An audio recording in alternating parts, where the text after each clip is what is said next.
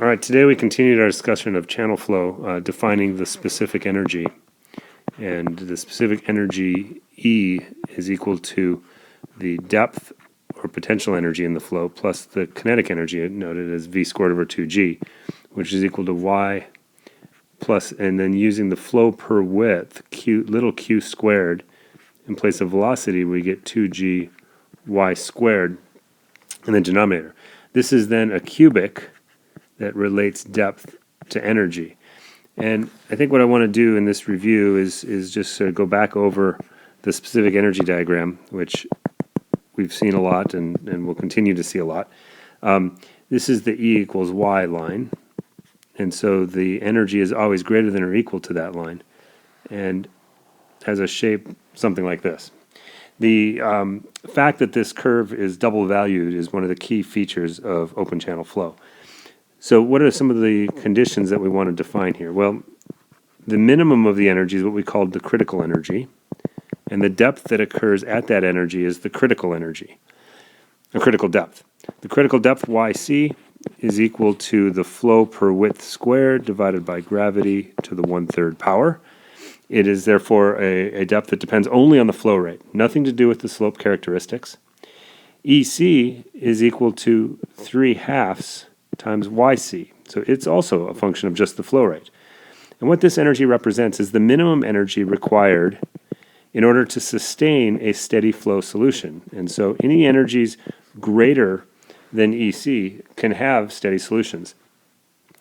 In the region to the left of EC, this is our no solution region.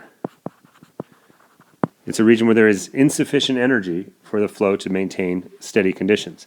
Now, once we have energies greater than EC, so to the right of this, we can divide our regime based on the depth relative to the critical depth.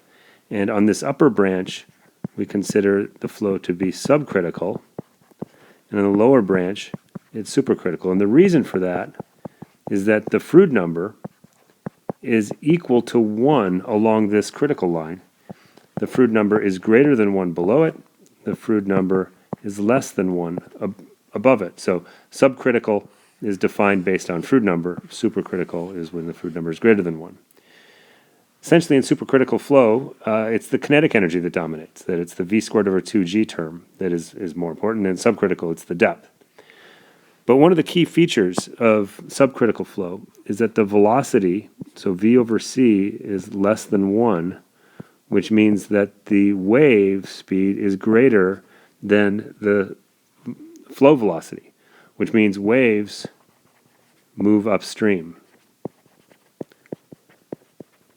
On the supercritical branch, C is less than the flow velocity, so the waves are forced downstream.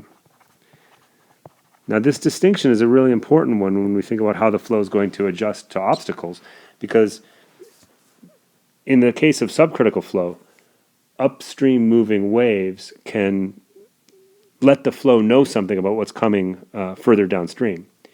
Supercritical flow cannot have any information about what lies downstream because waves are simply washed down with the high velocities. So this leads to very different behavior between these two flows.